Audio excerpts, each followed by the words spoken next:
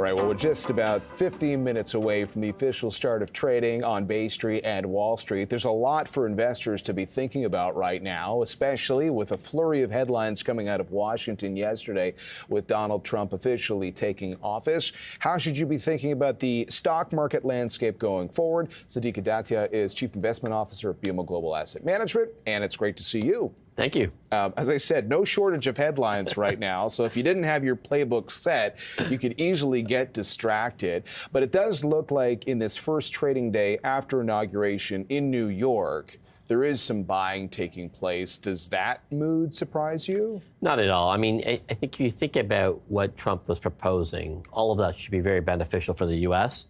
And generally in the short term, I would say, beneficial for markets as well. And that's kind of what you're seeing. You're seeing the mood being relatively good. A stronger U.S. dollar, as you would expect, probably coming through because there was some hint of that tariff comment near the end of that. But generally, if you think through spending and all the things that Trump was talking about should fuel, a strong U.S. economy, which should drive U.S. consumers to continue to spend, and that should drive, corporate earnings to be relatively strong. I know, there's only so much you can take away from images and pictures, but the fact that you had the CEOs of all these leading technology companies there and everybody seemed to be on the same page, as a strategist, what do you make of that? Well, one, you see every bend the knee for Trump, right? It's different than what you saw 4 years ago, or 8 years ago, sorry.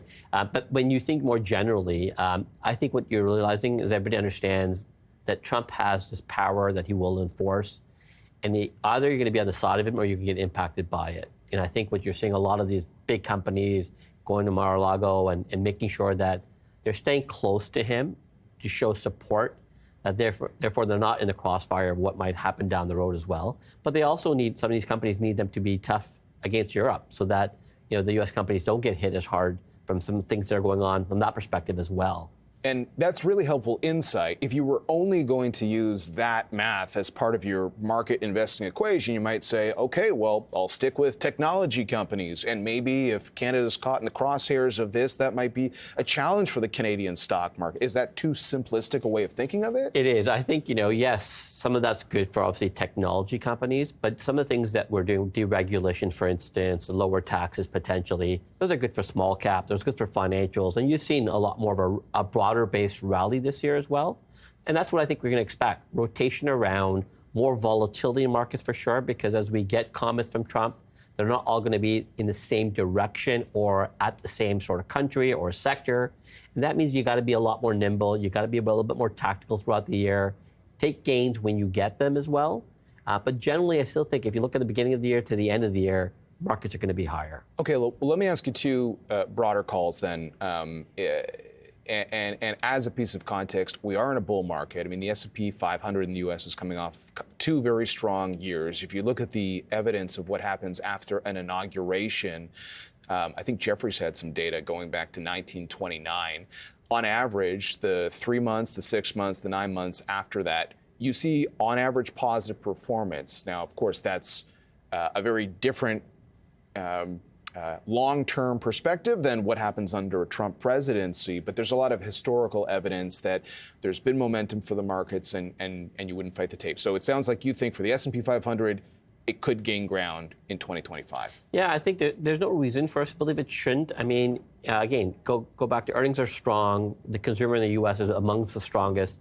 We still think we're going to get Fed rate cuts, more Bank of Canada rate cuts, though. And generally, yes, there's things that will cause inflation to move up a little bit, but I'm not expecting a flare-up that stays sustainable at that level throughout this year, which means it's still going to be a con. The Fed will still continue to cut rates. And again, any lagging impacts of tariffs down the road will have inflation impacts, not necessarily this year, but I think more likely next year, because I think things are going to be gradually placed in. We'll see what happens on February 1st as well. Okay, well, that's arguably a parallel view to what I heard from a relatively bullish strategist in the S&P yesterday. And just to finish off, let's talk about Canada. So you highlighted February 1st. Now we're working off of this playbook that maybe there are tariffs implemented as of that date. There's been a lot of uncertainty around Canada's economy, but I would counter that by saying that the the TSX has had a pretty good run. Yep. If interest rates are coming down, I've heard a number of strategists who still say keep an eye on rate-sensitive stocks within the Canadian market. How do you feel about the TSX broadly speaking? Yeah, so if I take out the world and broaden that out and say, okay, where do we are the most bullish? It's definitely the U.S. Where are we most bearish? It's international and emerging markets. And Canada sits in that neutral camp. Because Canada will still benefit off a strong U.S. economy, right? Majority of our exports go there. We're still going to benefit off that. A weaker Canadian dollar will also help some of that on that way. Now, the tariffs will definitely be a big hindrance, but I don't think this 25% number is what we're going to get and it's going to stick. I think it's a starting point for negotiations. I'm almost out of time, but Yeah. I do have to ask you on energy because the president's been pretty clear he wants to bring oil prices down, and I would think that could be a challenge for energy stocks. How do you view that as an investor? Yeah, I think energy prices should stay within $70, $80 a barrel. I agree. I think the baby drill is going to cause supply to go higher. And unless you get an offsetting demand, that should mean lower oil prices. But you get geopolitical risk and you get the occasional flare-up as well. So that's why I said 70 to 80 is where I think the oil is going to be majority of this year, with the occasional out of bounds, depending on what might be going on the geopolitical front.